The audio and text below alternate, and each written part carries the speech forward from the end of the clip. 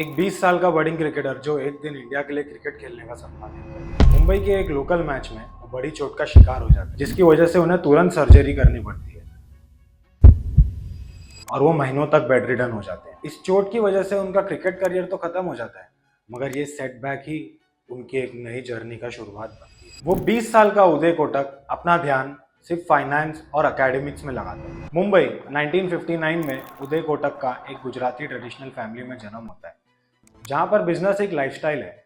उनके परिवार का कॉटन ट्रेडिंग का व्यापार था, मगर उनका दिल तो सिर्फ नंबर्स और फाइनेंस में था। जैसे जैसे उदय कोटक की रिकवरी होती गई, उनका इंटरेस्ट फाइनेंस और इकोनॉमिक्स में बढ़ता गया। उन्होंने मुंबई के सिडनम कॉलेज से ग्रेजुएशन की।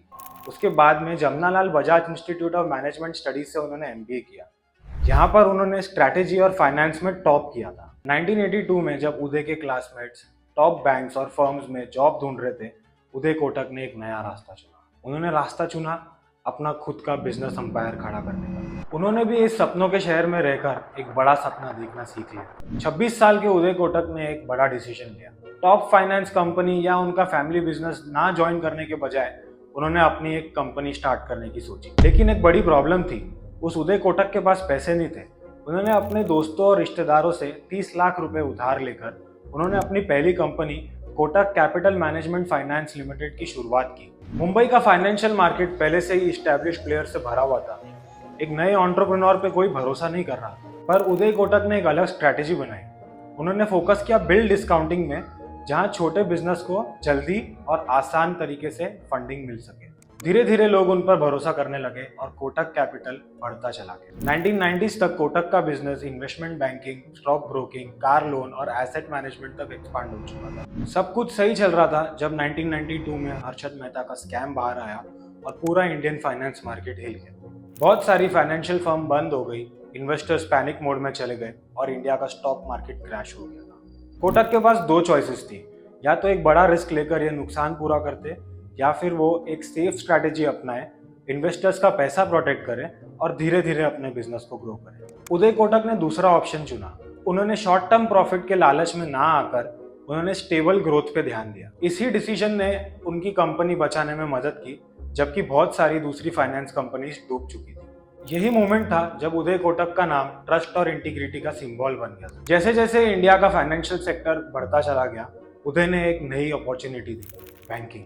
2003 में कोटक महिंद्रा फाइनेंस इंडिया का पहला एनबीएफसी बना, जो एक फुल फ्लेजेड बैंक में कन्वर्ट हो गया। ये आसान नहीं था, आरबीआई के स्ट्रिक्ट रूल्स को फॉलो करना था, बड़े कॉम्पिटिटर्स को फेस करना था जैसे कि आईसीआईसीआई, एचडीएफसी और एसबीआई, और सबसे बड़ी बात, उन्हें कस्टमर्स का ट्रस्ट जीतना था। पर कोटक ने अपनी स्मार्ट स्ट्रेटेजी से सब चैलेंजेस पार किए और 2010 तक कोटक महिंद्रा बैंक 1 लाख करोड़ के एसेट्स तक पहुंच गया था। 2014 में कोटक ने आईएनजी विजया बैंक को $2.4 बिलियन में खरीद लिया। ये डील ने कोटक महिंद्रा के कस्टमर बेस और ब्रांच नेटवर्क को बढ़ाने में मदद की। साउथ इंडिया में एक बड़ा उन्होंने प्रेजेंस बनाया और कोटक को इंडिया के टॉप प्राइवेट बैंक्स में शामिल कर दिया।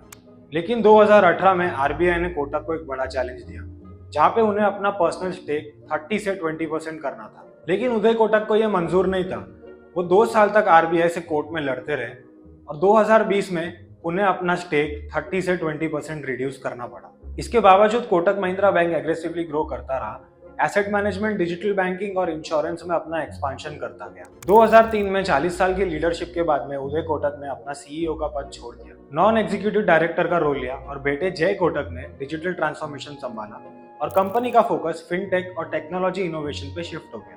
मुंबई जो सपनों का शहर है, सिर्फ उन्हें बुलंदियों तक पहुंचाता है जो रिस्क लेना चाहते हैं। एक गुजराती लड़का जो एक क्रिकेटर बनना चाहता था, उसने फाइनेंस की दुनिया में एक नया दौर शुरू किया और आज इंडिया का सबसे बड़ा बैंकर बन गया। तो दोस्तों, हमें उदय कोटक की कहानी से क्या सीख मिलती है? पहली, रेजिलियंस। एक क्रिकेट इंजरी से उन्होंने अपना क्रिकेट का करियर तो खोया, मगर एक नए करियर की उन्होंने शुरुआत भी की। विजनरी थिंकिंग, कोटक ने वो अपॉर्चुनिटी देखी जो दूसरों ने नहीं देखी। तीसरी, इंटेग्रिटी और डिसिप्लिन। फाइनेंशियल क्राइसिस के बावजूद भी उन्होंने स्लो एंड स्टडी ग्रोथ पे फोकस किया और बैंक को आगे लेकर गए, ना कि रिस्क लेकर एक शॉर्ट टर्म प्रॉफिट में उन्होंने कन्वर्ट किया। लेगेसी, उन्होंने 30 लाख से शुरू किया और आज 4.5 लाख करोड़ का उन्होंने बैंकिंग पावर हाउस बनाया। एक लाइफ चेंजिंग इंजरी, एक बिजनेसमैन का दिमाग, मुंबई का बिजनेस इकोसिस्टम और बिना हार माने काम करने का पैशन, ये चीजें उदय कोटक को इंडिया का टॉप का रिचेस्ट बैंकर बनाती है। उनकी कहानी से हमें यह सीखने मिलता है कि अगर पैशन हो, पेशेंस हो, हार्डवर्क हो तो हर एक सेटबैक को एक कमबैक बना सकते हैं। आपको ये कहानी हमारी कैसी लगी?